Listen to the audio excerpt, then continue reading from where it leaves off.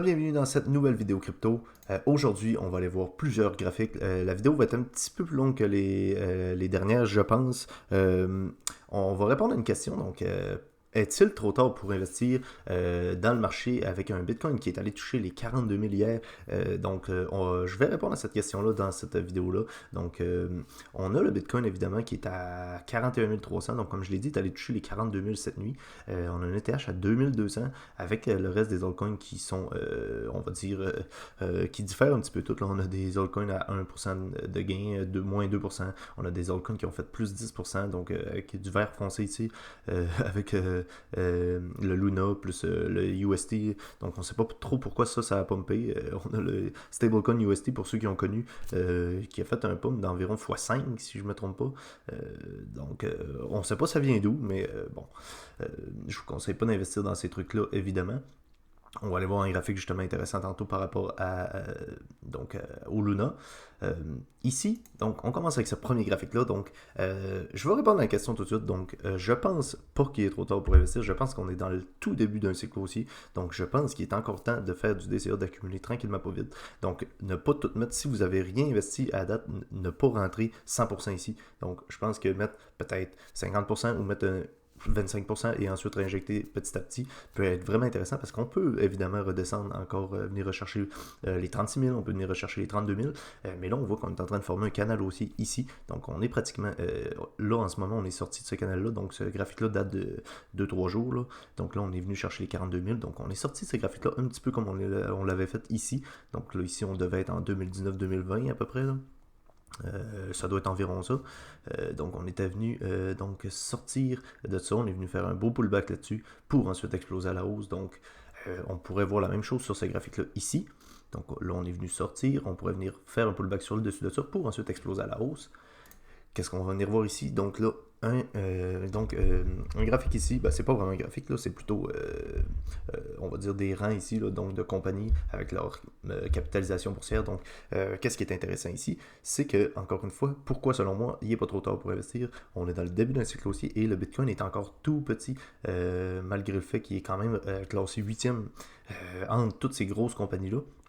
Le Bitcoin qui est à 0, on va dire 0,8 trillion de capitalisation, mais on est encore à 2 fois moins qu'Amazon et encore pratiquement 4 fois moins qu'Apple.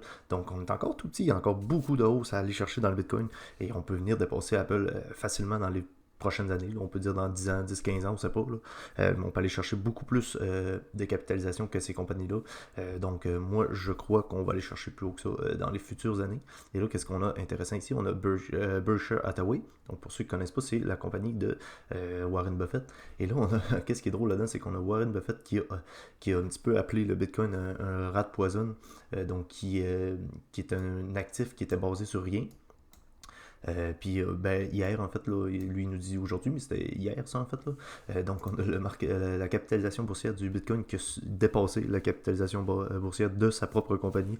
Donc, c'est quand même ironique un petit peu, là, qui appelle le Bitcoin un rat poison et un actif qui sert à rien quand que ça vaut plus que sa compagnie. Donc, lui, sa compagnie est à 0,777 trillions et nous, on est à 0,778 trillions. Donc, on est venu chercher un petit peu plus haut que sa capitalisation boursière. Donc, c'est assez drôle. Ici, qu'est-ce qu'on a? On a les Firefly Band, donc c'est les bandes vertes et rouges ici, qui arrivent très rarement. On les a en fin de cycle et en début de cycle. Normalement, donc on peut voir qu'ici on avait toute la hausse, là, donc on avait les bandes vertes lors de toute cette hausse-là, et on a eu la bande rouge qui s'est mise environ pratiquement dans le top de de ce cycle aussi, donc un petit peu après, là. Et ensuite de ça, on a eu le bear market, et on n'a pas eu la bande verte avant très longtemps, donc après même la COVID. La COVID était ici, mars 2020. Donc on a eu la bande verte qui s'est mise environ peut-être 6 mois, 6, 7, 8 mois après.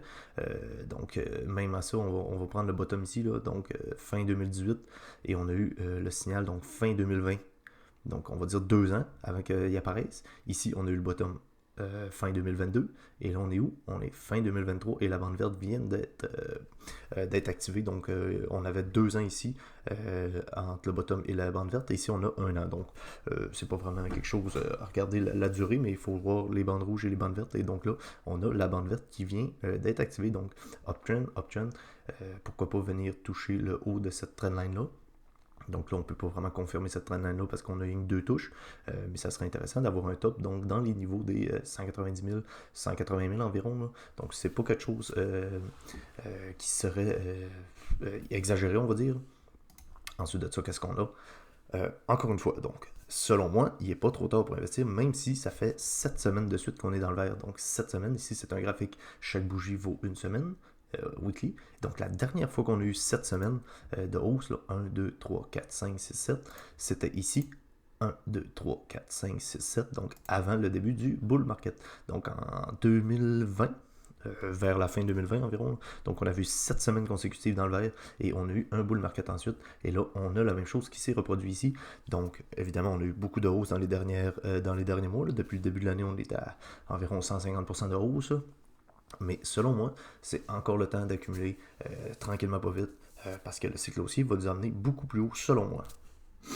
Ici, qu'est-ce qu'on a? Donc là, c'est le graphique que je vous parlais tantôt concernant Luna, mais on a effectivement Celsius et FTX là-dedans. Donc là, qu'est-ce qui est intéressant de voir, c'est qu'avec les hausses qu'on a eues dans les derniers jours, derniers mois, on est venu pratiquement toutes réintégrer les chutes qu'on avait eues avec Terra Luna, Celsius, FTX.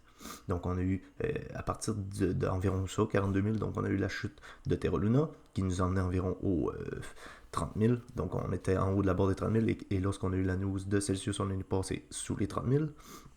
Et effectivement, on a eu sous les 20 000, on a eu la news de FTX donc, qui nous a fait cracher jusqu'au bottom au niveau des 15 000.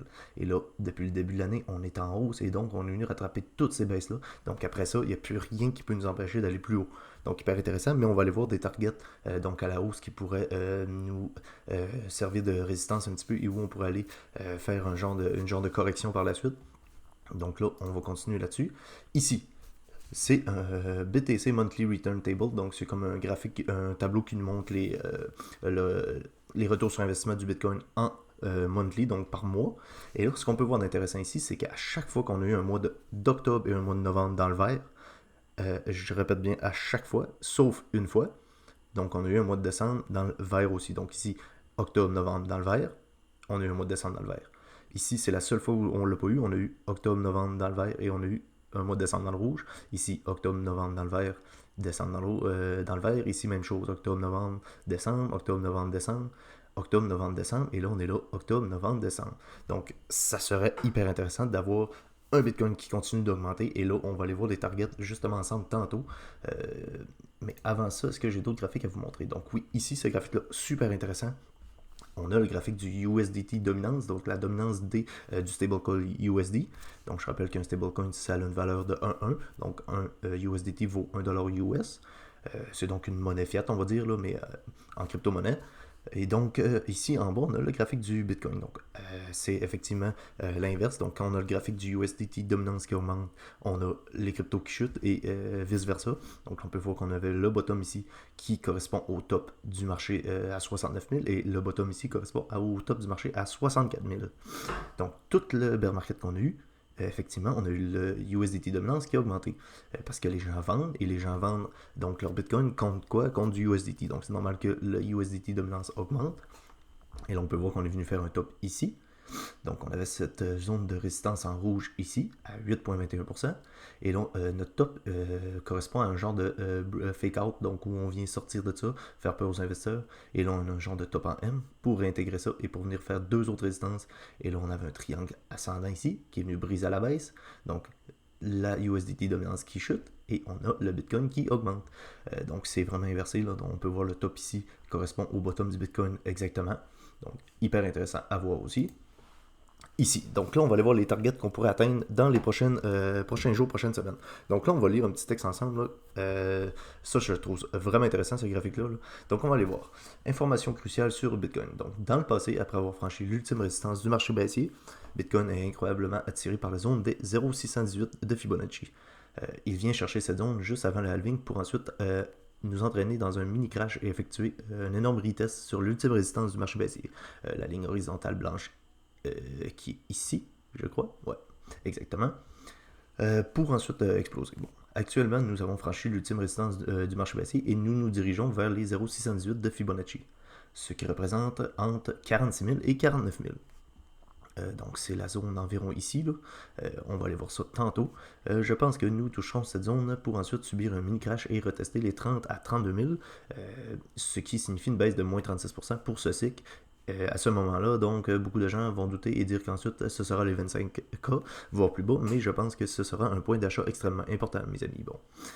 Il peut être très judicieux de prendre quelques bénéfices dans la zone des 0,618 pour ensuite réinvestir sur le retest 30-32K. Je pense que cette analyse peut extrêmement être utile par la suite et je vous souhaite un excellent marché aussi, la team. Bon. Ici, donc à chaque fois, on avait notre top de marché ici, le top de marché ici et le top de marché ici. Donc, qu'est-ce qu'il nous dit, c'est qu'on a des zones de retracement de Fibonacci qu'on peut tracer à chaque fois sur le Bitcoin, donc du top jusqu'au bottom, et ça nous donne des zones, donc on va aller voir ça ensemble ici. Donc, je vais le retracer avec vous, là. Donc, on peut voir ici, on a le graphique du Bitcoin en weekly. On pourrait le mettre en monthly aussi, ça serait pareil, c'est pas très grave. Là.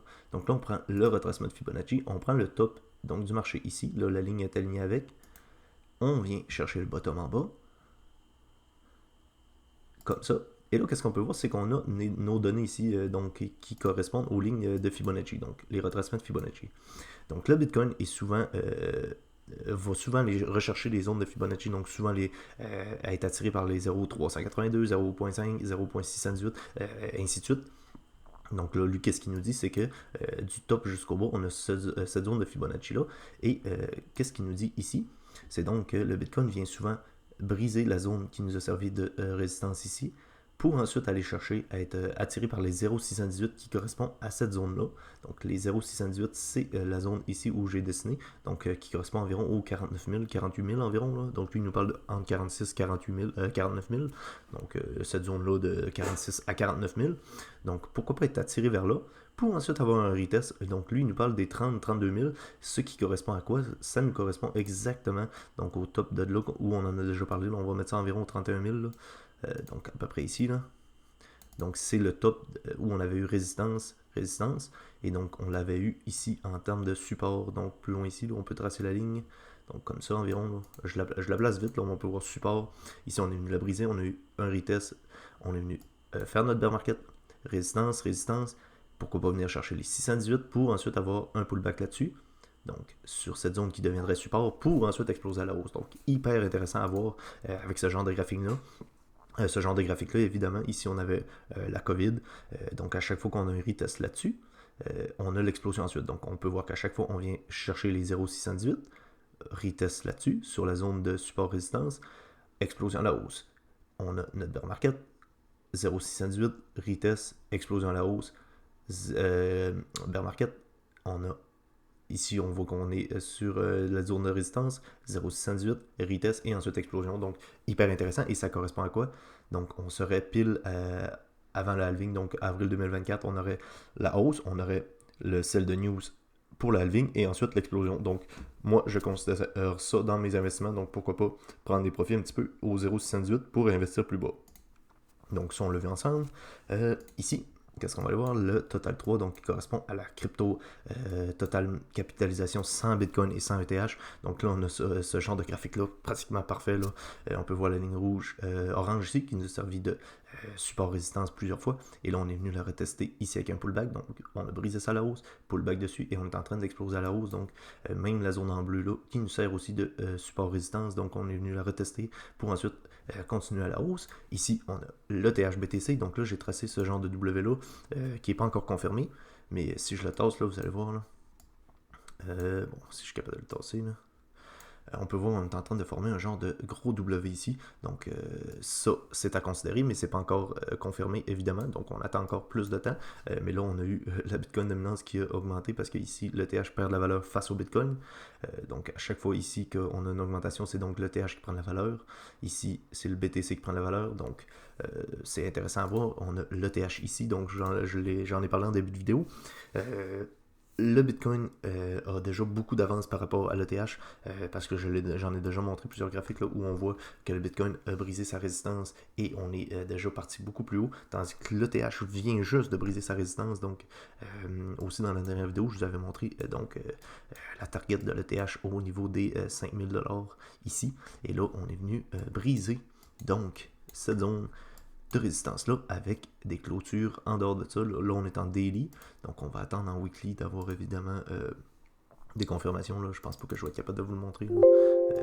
Mon TradingView il bug beaucoup, là, mais en tout cas en daily on a eu une confirmation, donc on voit avec cette bougie là qu'on a eu un breakout et donc une confirmation, une bougie qui est clôturée en dehors de ça. Donc si la vidéo vous a plu, n'hésitez pas de laisser un j'aime. Aujourd'hui on a vu plusieurs graphiques, plusieurs trucs intéressants, donc la réponse à la question est-il trop tard pour investir? Je ne pense pas. Je pense qu'on va avoir encore beaucoup de mois dans le vert qui sont devant nous, mais on va avoir aussi des mois dans le rouge un petit peu. Évidemment les bull market, on a toujours des mois dans le vert, mais on a aussi des mois dans le rouge. Rappelez-vous, des corrections, c'est des zones d'achat incroyables. Donc, continuez d'investir, laissez un j'aime, abonnez-vous si ça vous a intéressé. N'hésitez pas à laisser un commentaire aussi. Donc, nous, on se revoit dans une prochaine vidéo. D'ici là, prenez soin de vos investissements. Bye!